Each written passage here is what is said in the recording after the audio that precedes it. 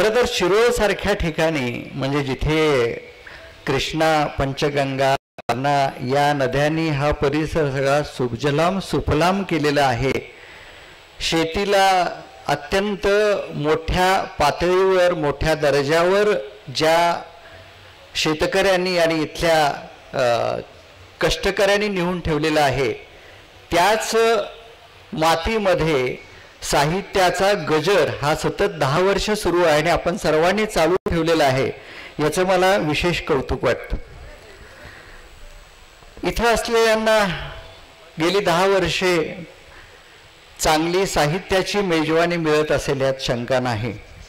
पण मला पुन्हा पुन्हा या गोष्टीची आठवण करून द्यावीशी वाटते. म्हणजे बऱ्याच गोष्टींचा उल्लेख करायला हवा की आपली लक्षणीय उपस्थिती आणि याबरोबर सगळ्यात महत्त्वाचं म्हणजे मी खोचीसारख्या ग्रामीण भागात वाढलेलो आहे आणि शिरोळसारख्या ग्रामीण भागात म्हणजे नगरपालिका झाली असली तरी शिरोळचा जो ग्रामीण चेहरा आहे तो तसाच टिकून आहे याचं मला कौतुक वाटतं. आणि या साहित्य संमेलनाला भगिनींनी मोठ्या प्रमाणावर हजेरी लावलेली, यासाठी एकदा भगिनींसाठी टाळ्या व्हायला पाहिजेत. कारण जिच्या हाती पाळण्याची दोरी ती जग उद्धारी. म्हणजे आता पाळण्याची दोरी जर मोबाईल स्थिती आपल्याला लक्षात ठेवायला पाहिजे. पण हा जो पाळणा आहे म्हणजे हातात बाळाच्या ऐवजी याचा पाळणा सुरू झाला, हा पाळणा किती वापरायचा हेही लक्षात ठेवायला पाहिजे. हे मला वैद्यकीय तज्ज्ञ म्हणून तुम्हाला सांगावंच लागेल. साहित्य कशासाठी, साहित्याची गरज खरंच आहे का? मी तुम्हाला सांगेन की माणसाला म्हणजे मी बोलताना मध्ये मध्ये माझ्यातला डॉक्टर डोकावणार आहे, बोलणार आहे. माणसाला जगण्यासाठी काय लागतं आपण पहिलीपासून शिकत आलो की हवा, पाणी, अन्न, वस्त्र, निवारा. आणि एवढं झालं म्हणजे माणसाच्या मूलभूत गरजा भागल्या. कोणीतरी म्हणाले की मोबाईल आज तसं झालंय खरं.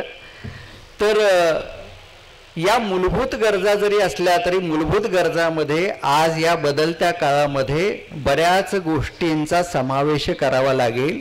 त्यामधली एक गोष्ट आहे ती म्हणजे साहित्य. साहित्य म्हणजे काय? साहित्य म्हणजे एक आतली उर्मी असते माणसाची. म्हणजे कसं की प्रत्येक माणसाला काहीतरी बोलावंसं वाटतं, काहीतरी सांगावंसं वाटतं, काहीतरी ऐकावंसं वाटतं. म्हणजे आपण एखाद्या कार्यक्रमाला गेलो, म्हणजे आज तुम्ही इथं साहित्य संमेलनाला आलात, दुपारच्या भोजनानंतर काव्य संमेलन झाल्यानंतर संध्याकाळी जेव्हा जाल तेव्हा या कार्यक्रमाला जे नसतील त्यांना तुम्ही सांगाल आज साहित्य संमेलन असं झालं बरं का, हे उपस्थित होते बरं का, हे असं असं बोलले बरं का. तर ही जी सांगण्याची उर्मी आहे त्यातून आपल्याला एक आनंद प्राप्त होतो.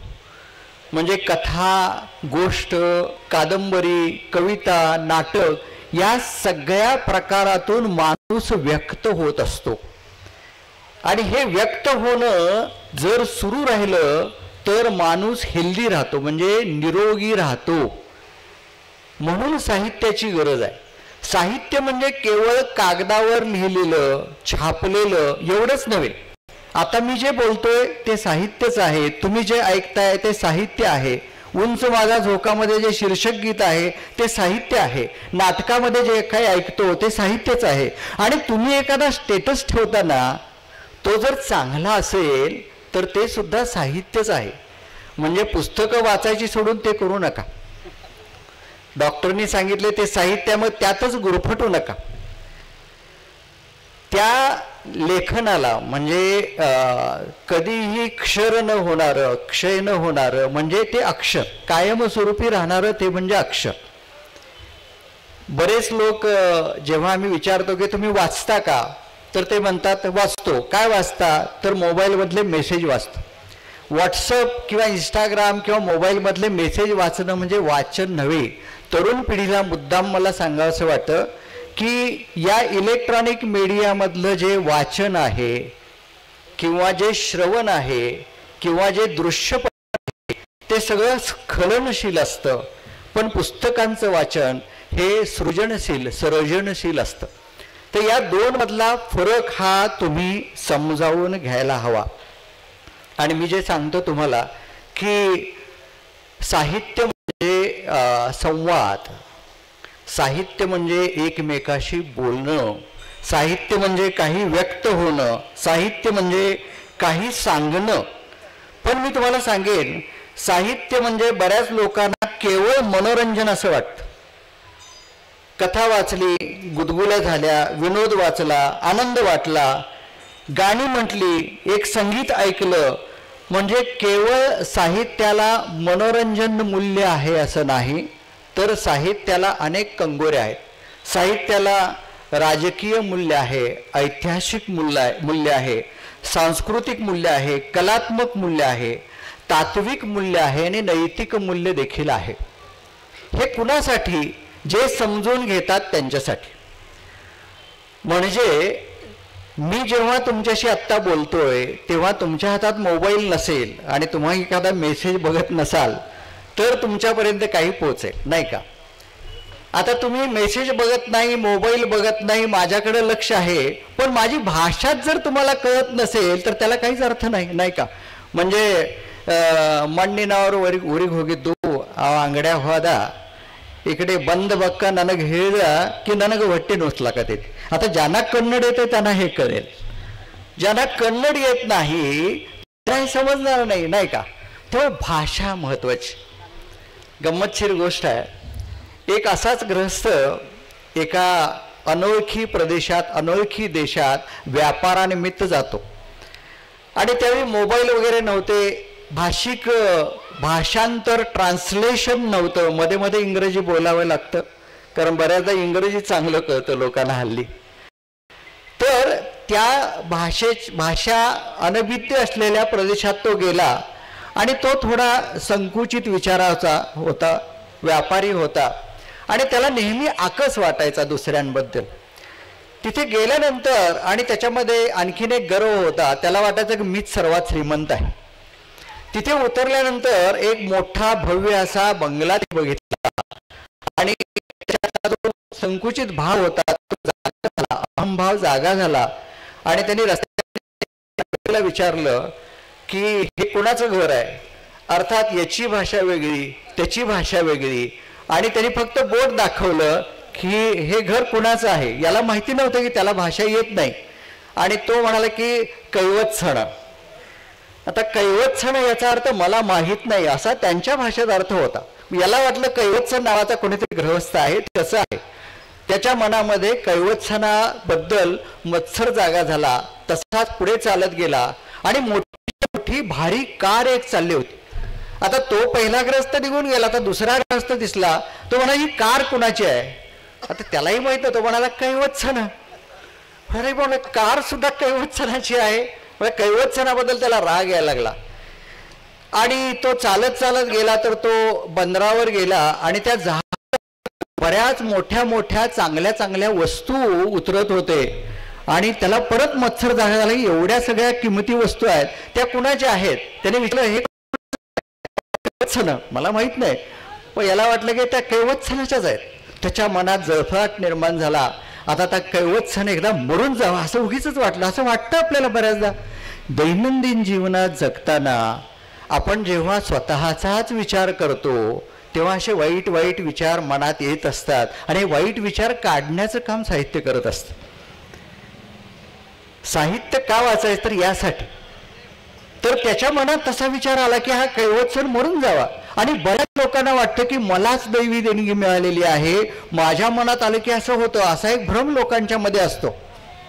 तर हा गृहस्थ चालत चालला आणि गल्ली ओलांडून दुसऱ्या गल्लीत गेला तर एक शवयात्रा येत होती आणि शवयात्रा येत होती आणि गर्दी बरीच होती आणि त्यांनी एकाला विचारलं हा कोण गेला?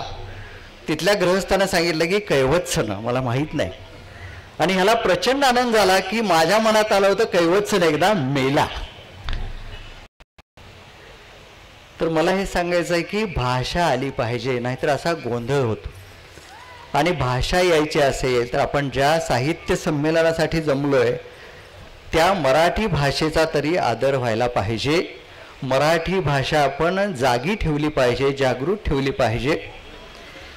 मला वाटतं भारतामध्ये 22, 28, 30 अशा भाषा असल्या तरी बोली भाषांचा विचार करता जवळजवळ 780 बोली भाषा आहेत. आणि गेल्या शतकामध्ये जवळपास 200 भाषा ह्या लुप्त पावत चाललेल्या आहेत असा एक अशी आकडेवारी आहे. आणि येत्या 100 वर्षात आपण जर फक्त याच्याच नादी लागलो तर आणखीन एक 100 बोली भाषा नाहीशा होतील अशी एक शक्यता आहे. म्हणजे आपण जे लिहितो, आपण जे ऐकतो, आपण जे वाचतो, आपण जे शिकतो, विशेषतः मराठी माध्यमातून शिकणाऱ्या मुलांना मराठीची वेगळी ओळख करून द्यायला हवी. आणि मला वाटतं ही जबाबदारी इकडे बसलेल्या सर्व शिक्षकांवर आहे. शिक्षकांनी मराठीचा शास्त्रशुद्ध अभ्यास करायला पाहिजे. खरं तर मराठी ही शास्त्रशुद्धच भाषा आहे. जगातल्या 10 पहिल्या नंबरामध्ये मराठीचा नंबर लागतो, लक्षात घ्या. कारण मराठीचा जो गाभा आहे, ढाचा आहे, त्याचा जो पाया आहे तो शास्त्रावर अवलंबलेला आहे. तर आपण जे क ख ग घ ग छ छ ज झ ङ त थ द ध ण हे ट ठ ड ढ ण हे जे दंतव्य, तालव्य वगैरे जे प्रकार आहेत हे शिक्षकांनी आधी समजून घ्यायला हवेत आणि ते मग मुलांना शिकवायला पाहिजेत. म्हणजे आपले स्वर जे आहेत ते ओठ न करता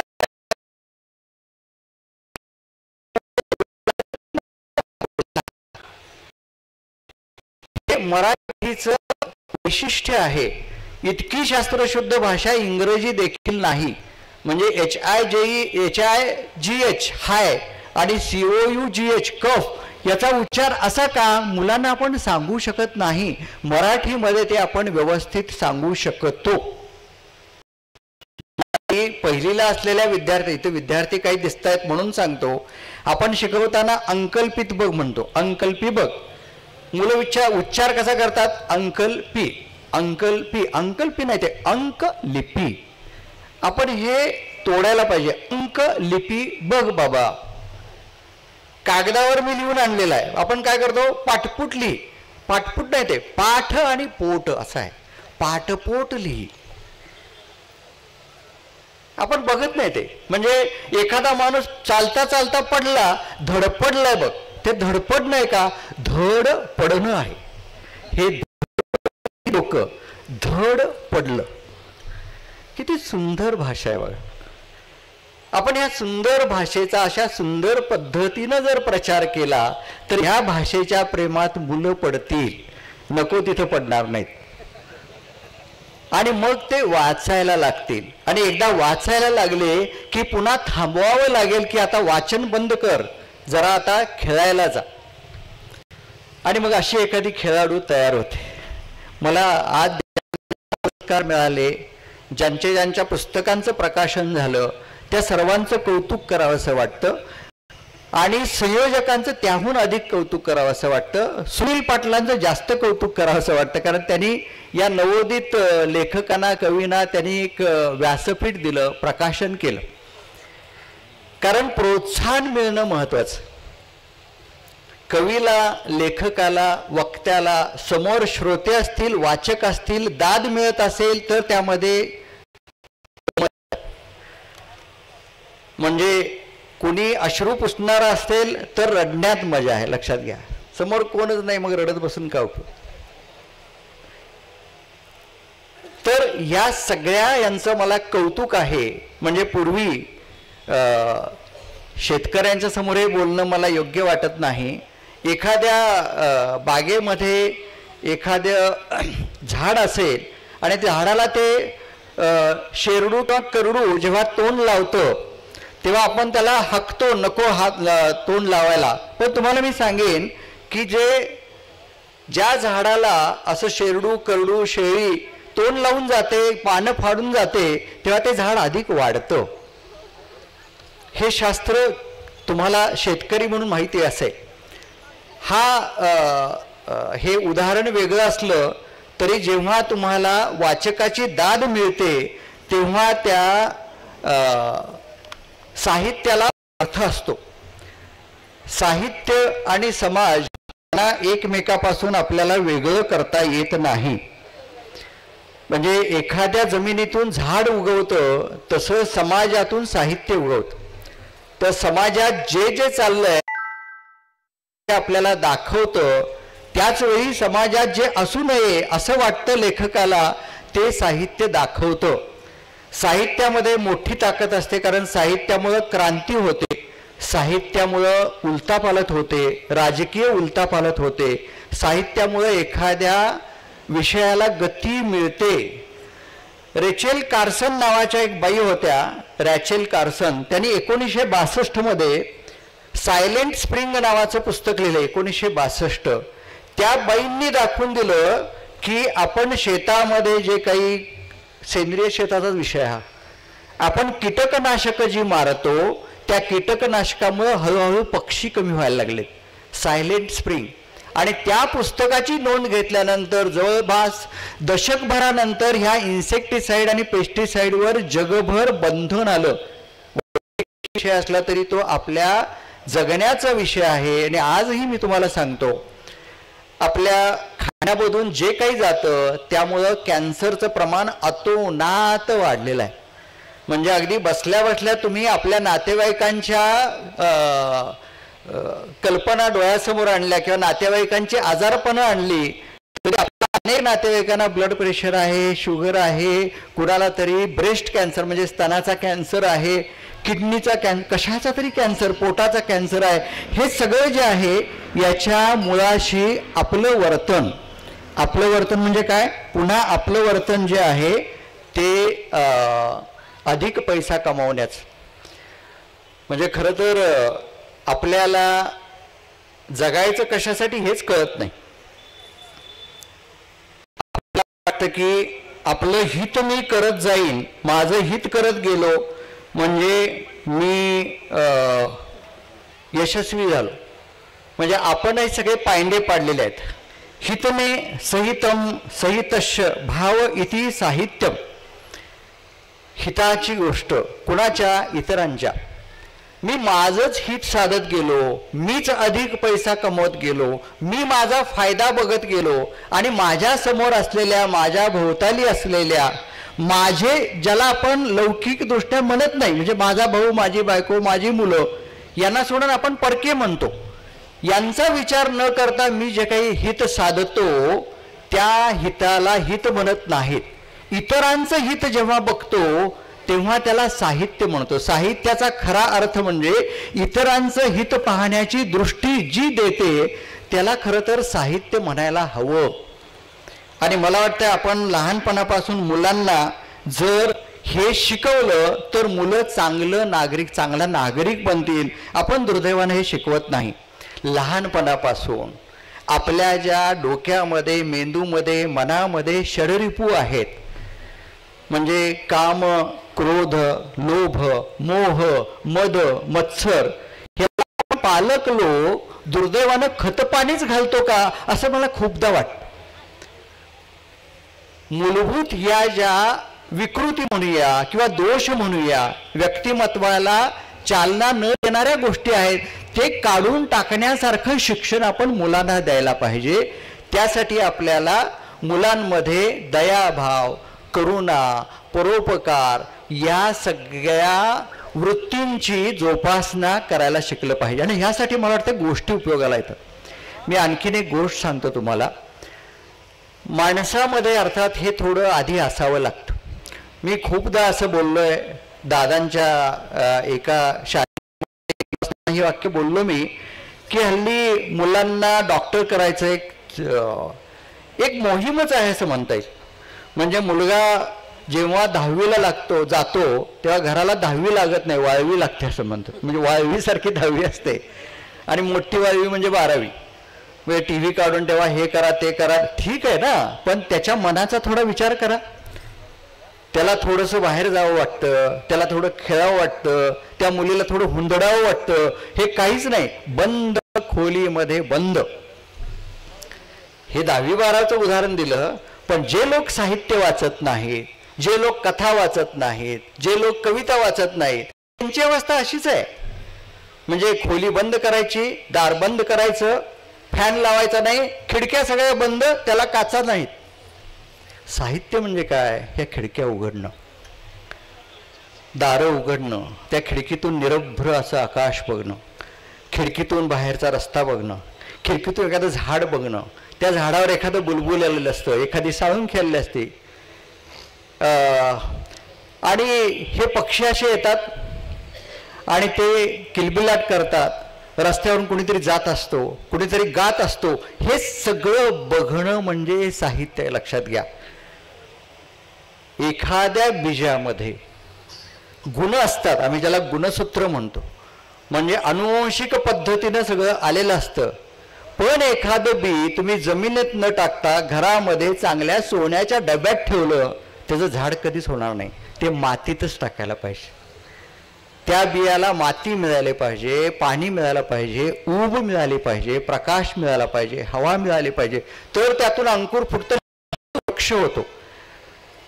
त्या तुमच्या मुलांना अशा साहित्य संमेलनात येऊ द्या, समाजात जाऊ द्या, माणसात मिसळू द्या, म्हणजे त्याला ऊब मिळेल आणि त्याचं व्यक्तिमत्व फुलेल. लक्षात घ्या, एक 3री-4थीला लहानगा मुलगा असतो आणि तो मुलगा एका खेळण्याच्या दुकानात जातो आणि त्या दुकानात गेल्यानंतर वेगवेगळी खेळणी तिथे असतात. त्या खेळण्यांमध्ये तो रमलेला असतो. दुकानदार येतो आणि दुकानदार म्हणतो, तुला कुठलं खेळणं पाहिजे? तो मुलगा जरा वेगळा असतो. तो त्या दुकानाच्या दाराशी बसलेले कुत्र्याचं पिल्लू असतं खरोखर, त्या पिल्लाकडे बोट दाखवतो म्हणतो, ते मला पाहिजे. मालक म्हणतो, ते पिल्लू मी बाळगलेलं आहे, माझं पाळीव आहे, ते विक्रीला नाही आहे. मुलगा म्हणतो, आमच्या बाबांकडे पैसे आहेत, किती त्याची किंमत सांगा, मला पाहिजे. बघा, मालक म्हणतो ते मिळणार नाही. मग मुलगा हट्टी होतो, तो म्हणतो मला द्या, तुम्ही का देत नाही? आणि मग तो त्याचा चाणाक्षपणा आणि हुशारी बघून मालक म्हणतो, हे तुला देता येणार नाही. म्हटलं का? तो मुलग्याला का म्हटल्यानंतर तो मालक म्हणतो की त्या पिल्लाला उचलतो आणि त्याला म्हणतो की या पिल्लाला एक पाय मोडलेला पाय, ते अपंग आहे पिल्लू कुत्र्याचं, त्याला त्याचा सांभाळ तुला करता येणार नाही. आणि मग मुलगा काय करतो, आपली पॅन्ट वर घेतो, तो म्हणतो माझा पण एक पाय मोडलेला आहे आणि या पिल्लाचं दुःख मीच समजू शकतो, म्हणून मला द्या. मागचा पुढचा विचार न करता तो दुकानाचा मालक त्या मुलाला पिल्लू सुपूर्द करतो. बघा, याला आपण समानुभूती असं म्हणतो. हे जे येतं ते साहित्यातून येतं. कारण तुम्ही जर वाचन करत असाल तर वाचनातून आविष्कार, अनुभूती आणि त्यानंतर अभिव्यक्ती निर्माण होते. त्यासाठी वाचायला पाहिजे, चांगलं चुंगलं काहीतरी वाचत राहायला पाहिजे. ते जर तुम्ही केलं तर मला वाटतं सगळं होऊ शकेल. आपल्या मनातला जो भाव आहे, संवेदना आहे, त्या जाग करण्याचं काम हे साहित्य करतं. तुम्हाला उदाहरण देतो. हे उदाहरण काही लोकांनी कारण माझ्या खूप आवडीचं उदाहरण आहे. सांगलीमध्ये छातीरोग तज्ज्ञ म्हणून काम करत असताना अनेक वर्षांपूर्वी एक 75 क्रॉस केलेले गृहस्थ माझ्याकडे आले, भांड्याचे व्यापारी. आणि ते मला म्हणाले की डॉक्टर माझं सगळं चेकअप करा, ब्लड प्रेशर, कार्डिओग्राम, शुगर वगैरे सगळी बघा. मी म्हणाले का? ते म्हणाले की मला अमेरिकेला जायचं आहे. मी म्हणालो का अमेरिकेला जायचं आहे? माझी मुलगी तिथे आहे आणि तिला भेटायचं आहे. मी म्हणालो कधी परवा गेली का? नाही म्हणाले, लग्न होऊन 25 वर्ष झाली आणि मी तिच्याकडे कधी गेलोच नाही. मग एवढ्या वर्षानंतर का चाललाय? ते काय म्हणाले, बघा साहित्याची ताकद बघा. ते म्हणाले मी भांड्याचा व्यापारी, ही सत्य घटना आहे, सांगलीतले ते व्यापारी. ते म्हणाले की मी काही वाचत नाही, पेपर सुद्धा म्हणजे वर्तमानपत्र सुद्धा वाचत नाही. डॉक्टर काय झालं, गेल्या रविवारी वर्तमानपत्राच्या पुरवणीमध्ये एक गोष्ट आली होती आणि माझ्या मुलाच्या मुलाने नातवानं ती मला वाचून दाखवली. त्या गोष्टीमध्ये असं होतं की मुलगी सासरी जाते आणि सासरी गेल्यानंतर तिला बाबांची खूप आठवण येत असते आणि बाबा गेल्यानंतर तिला अनावर होतं, हुंदके अनावर होतात आणि ती खूप आनंदित होते.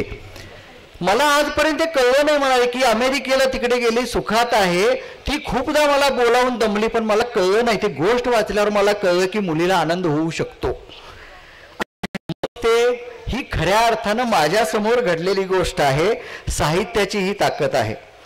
श्रोतेहो, आज 2025 आर्टिफिशियल इंटेलिजन्सचा जमाना आलेला आहे आणि तुम्हाला जे हवंय ते तुम्ही कॉम्प्युटरला इंटरनेटला टाकलं की सगळं येतं. पण या आर्टिफिशियल इंटेलिजन्सचा उपयोग काही क्षेत्रामध्ये खूप चांगला आहे. जसं की आम्ही डॉक्टर लोक जेव्हा ऑपरेशन करतो, मी फिजिशियन आहे, गमतीची गोष्ट मला एक आठवते म्हणून सांगतो. विशेषण आपण वापरतो ना, विशेषण मराठीमध्ये विशेषण. एकदा कोणीतरी अशा डॉक्टरांचा सत्कार होता आणि ते म्हणाले की हे सराईत सर्जन आहेत. सराईत नाही, निष्णात. खूप हुशार माणूस आहे आणि तो जर दरोडे चांगले टाकत असेल आणि सापडत नसेल तर त्याला सराईत गुन्हेगार म्हणतात. सराईत सर्जन नसतात, निष्णात सर्जन असतात आणि सराईत गुन्हेगार असतात, लक्षात घ्या. तर जर म्हणजे तुम्हाला भाषेचा वापर करायचा असेल तर भाषा ही चाकूसारखी आहे, लक्षात घ्या, दुधारी आहे. म्हणजे घरात चाकू आणला आणि चाकूने आपण काकडी किंवा दोडका किंवा हे सगळं कट करतो, गृहिणीला चांगलं माहिती असतं. पण ते जर तिला माहिती नसेल तर चाकू सरळ कुठेतरी ती खुपसू शकते, लक्षात घ्या. चाकूचा वापर कसा करायचा हे साहित्य शिकवतं. शब्दांचा वापर, आयुधांचा वापर, आपल्या वागण्यातला बोलण्यातल्या सगळ्या ढबी, हे सगळं साहित्य शिकवतं. आपण दुसऱ्याकडे बघून हे सगळं शिकतो. तर मी तुम्हाला AI बद्दल बोलत होतो. आर्टिफिशियल इंटेलिजन्समुळं काही शस्त्रक्रिया उत्तम झालेल्या आहेत. तर मानवी हालचाल, मानवी यापेक्षा AI मध्ये सगळं आहे, पण साहित्यामध्ये AIचा उपयोग शून्य आहे. कारण साहित्य ज्या गोष्टीवर अवलंबलेलं आहे किंवा उभं राहिलेलं आहे त्याचा जो पाया आहे तो म्हणजे संवेदनशीलता. आणि ही संवेदनशीलताच नसेल तर त्या AI निर्मित साहित्याला काही अर्थ असणार नाही, किंवा ते असेल कागदी फुलासारखं. आपला गुच्छ जो असतो त्याला सुगंध असतो, लक्षात घ्या. त्याला एक सॉफ्टनेस असतो, म्हणजे मऊपणा असतो. त्याला स्पर्श केल्यानंतर एक वेगळ्या आपल्याला जाणीवा होतात. AI मधलं कागद गुच्छ हा कागदी असेल, तो खूप वर्ष टिकेल, खूप वर्ष टिकेल. पण डोळ्याला, नाकाला, स्पर्शाला होणारा जो आनंद आहे खऱ्या फुलांचा, तो खऱ्या फुलांचा आनंद आपल्याला साहित्यातूनच मिळेल, हे मला सांगावंसं वाटतं. शेवटी जाता जाताना मी तुम्हाला घडलेल्या 2 गोष्टी सांगतो आणि मग मी थांबतो. बऱ्याच लोकांना म्हणजे मी 6 पुस्तकं लिहिलीत, मगाशी उल्लेख केला. म्हणजे आपल्या कार्यक्रमाचं संयोजन खूप चांगलं आहे अनिलरावजी, आणि अतिशय सूत्रबद्ध पद्धतीनं सगळं चाललेलं आहे, छान आहे. आणि कुलकर्णी सरांनी जसा उल्लेख केला तर याची नोंद वेगळी व्हायला हवी, एवढं सातत्यानं चालणारं साहित्य संमेलन. तर यामध्ये मला बऱ्याचदा विचारतात की डॉक्टर, साहित्यिक लोक एवढे फिरतात, आता काल अरुणजी विश्व साहित्य संमेलनात जाऊन आलेले आहेत, आता पुन्हा तिकडे नांदेडकडे जाणार आहेत, सांगलीला इथं शिरोळला आलेले आहेत. साहित्यिक लोक फिरतात, तुम्ही कुठं फिरत नाही, कुठनं लिहिता सगळं? मी म्हणतो मी गावागावातून जात नाही, पण गाव माझ्याकडे येतं. माझ्याकडे उपडीत जेव्हा रुग्ण येतात तेव्हा त्यांच्याशी मी संवाद साधतो आणि त्यामध्ये माझा कधी अभिनिवेश नसतो की मी डॉक्टर आहे. मी एक माणूस म्हणून त्यांच्याशी संवाद साधतो आणि त्यावेळी ते मोकळे होतात, ते काही सांगत जातात. आणि मला मुद्दाम तुमच्याशी हे शेअर करायला आवडेल, सांगायला आवडेल की माझ्या उपडीमध्ये काही घटना घडतात आणि मी अस्वस्थ होतो. 2 घटना मी सांगणार आहे, अगदी गेल्या 15 दिवसातल्या. पहिली घटना, एक गुरुवारचा दिवस होता, गेला आणि माझ्या मित्राकडे एक वास्तुशांतीचा कार्यक्रम होता, म्हणून ओपीडीतून मी पेशंट संपून 2 वाजता तयारी होती. तेवढ्यात एक साधारण 75 क्रॉस केलेल्या एक बाई आल्या बाहेर, अत्यंत चांगल्या घरातल्या, नीटनेटक्या, सुशिक्षित, सुसंस्कारित, आणि त्यांनी एक कागद दिला बाहेर की डॉक्टरना भेटायचं आहे, ह्या आल्यात म्हणून सांगा. माझी जरा गडबड होती तरी सुद्धा मी मला बोलवत आमच्या काउंटरच्या एक पूर्वा जोशी आणि मीरा हे दोघी आत आल्या. त्यांना धरावं लागत नव्हतं, व्यवस्थित होत्या, बसल्या माझ्यासमोर आणि म्हणालो बोला. त्या म्हणाल्या की मला तुम्ही ओळखलं नसेल, मी अमुक अमुक अमुक त्यांची मी आई, सांगलीमधले एक प्रतियश बिझनेसमन त्यांच्या त्या आई, मी ज्यांना ओळखत होतो. त्या म्हणाले की तुमच्याकडे यायचं प्रयोजन म्हणजे तुमच्या जनस्वास्थ्यमध्ये एक लेख मी वाचला होता आणि माझी एक समस्या घेऊन आली आहे, त्याच्यावर तुम्हाला काही उतारा मिळतोय का बघा. आणि मग हळूहळू त्यांचा आवाज कातर झाला, त्यांच्या डोळ्यात अश्रू आले आणि त्या म्हणाले ह्या दोघींना जरा बाहेर जाऊ द्या. शब्दांशिवाय सांगितलं, मला समजलं, मी त्यांना बाहेर जाऊ दिलं. त्या म्हणाले की माझ्या मुलाकडे आता खूप पैसे आलेले आहेत, तो आणि सून मिळून आमचं जगणं म्हणजे माझं आणि माझ्या नवऱ्याचं जगणं असं वाईट करून टाकलेलं आहे. परवा त्यांनी माझ्या मुलांनी माझ्या नवऱ्यावर हात उगारला, त्यांना आणि मला म्हणाले की इतका जोराने माझा खांदा ओढला की माझा आजही हात दुखतोय. तर 14 आणि 2 16 दिवस झालेले आहेत, मला अजून उत्तर सापडत नाही. पण जाऊन त्यांना भेटून काय करू हे सांगू नका, नाहीतर राग अनावर होईल आणि होईल. नंबर 2 ची गोष्ट, या आठवड्यातली बँकेतून रिटायर झालेले नुकतेच आणि त्यांची बायको ते दोघे माझ्याकडे साठी त्यांना घेऊन आले आणि त्यांचा स्वभाव रागीट, अत्यंत रागीट.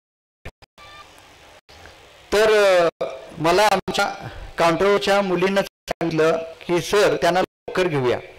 म्हणून नंबर यायला वेळ आहे ना, होय लवकर का. तर ते म्हणाले की त्या बायकोवर ते सारखे भडकत आहेत, एक्सरे उभं राहताना जमलं नाही, म्हणजे विठोबाच्या पोजमध्ये राहायला लागतं एक्सरे काढताना, ते त्यांना जमलं नाही. म्हणून त्या बाईंना त्यांनी ओढलं आणि कानाखाली सर्वांच्या देखत लगावली आणि अर्वाच्य भाषेत म्हणजे हरामखोर वगैरे सारखे शब्द उच्चारले. ते भयंकर तापट आहेत, त्यांना आधी आत घ्या. हे गेल्या आठवड्यातली गोष्ट आहे, म्हणजे 2024 संपतानाची गोष्ट आहे. मला असं वाटतं की या लोकांना एखादं पुस्तक द्यावं, म्हणजे माझ्याकडे मी अनेकांना देतो, माझ्या मित्रांना देतो आणि असं काही आढळलं तरी पण देतो, कारण धडे मिळावेत. मी तुम्हाला सांगतो, आपण या वर्तुळात जगतो, त्यामध्ये वर्तुळ असतात. मी आणि माझं कुटुंब, मी व्यवसाय क्षेत्र आणि माझं मित्र, या परिघामध्ये जगा व्यक्त व्हा. म्हणजे जेव्हा एखादं दाम्पत्य एखाद्या डॉक्टरकडे येतं, म्हणजे मानसोपचार तज्ज्ञ नाही, डॉक्टर कुलकर्णी सरांचे चिरंजीव डॉक्टर चारुदत्त कुलकर्णी मगाशी होते इथं, ते मानसोपचार तज्ज्ञ आहेत. पण अनेक रुग्ण मानसिक विकाराने ग्रस्त असतात आणि आमच्याकडे श्वासाचा त्रास म्हणून येतात, हृदयाचा त्रास म्हणून येतात आणि त्यांचा ताण कमी केला तरी त्यांना बरं वाटतं. अशाच एका दाम्पत्याला जेव्हा नवरा पेशंट होता तेव्हा त्यांना विचारलं की तुम्ही असं का होतं, ते म्हणजे मला काही जमत नाही म्हणाले.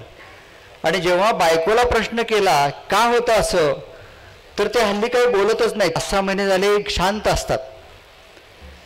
काय अडचण आहे, म्हणजे तुम्हाला मूल नाही, त्यांना मूल नव्हतं म्हणून असं आहे का, नाही म्हणाले, ते बरीच वर्ष नाही आहे. मूल होण्यासाठी प्रयत्न का करत नाही, तर मिस्टर म्हणतात की ते मूल माझ्यापासूनच व्हायला हवं आणि माझ्यामध्ये तर दोष आहे, बाहेरच्या कुठल्याही पद्धतीनं तिला मूल नको आहे, म्हणून तिची चिडचिड होत असावी. ती म्हणाली माझी चिडचिड होत नाही, पण मला दुःख चिडचिड होते. जेव्हा खोलवर जाऊन त्यांना विचारलं की का असं, तर ते म्हणाले मला समजत नाही, मला कुणाशी बोलावंसं वाटत नाही, आणि मग ते अंतर्मुख प्रवृत्तीचे व्यक्ती झाले होते. बहिर्मुखता नव्हती, म्हणजे आतल्या आत गोठून घ्यायचं, म्हणजे संकुचित संकुचित संकुचित व्यक्तच व्हायचं नाही. म्हणजे आपली जी परिघ आहेत, मी आणि माझं कुटुंब, मी आणि माझा मित्रपरिवार, मी आणि माझं व्यवसाय क्षेत्र, बँकेत नीट काम करतात का? हो, नीट काम करतात. लोकांशी बोलतात का? हो, नीट बोलतात. पण व्यक्त हा परिघ जितका घट्ट घट्ट होईल तेवढे तुम्ही संकुचित व्हाल. आणि मगाशी मी सांगितलं की साहित्याची दारं उघडा.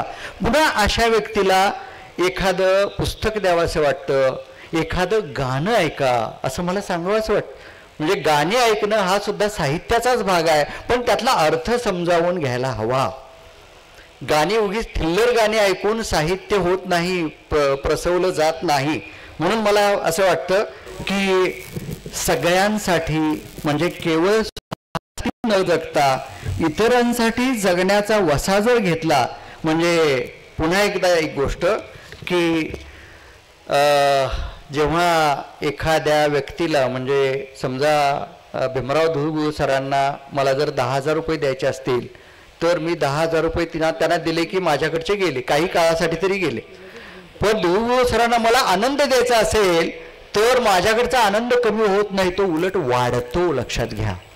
म्हणून इतरांना आनंद देताना आपलाच आनंद वाढतो, ही साहित्याची ताकद आहे. पुन्हा एकदा आज घरी जाताना प्रत्येकानं आपापल्या घरी एक एक पुस्तक ठेवावं, प्रत्येकानं घरातल्यांशी प्रेमानं वागावं.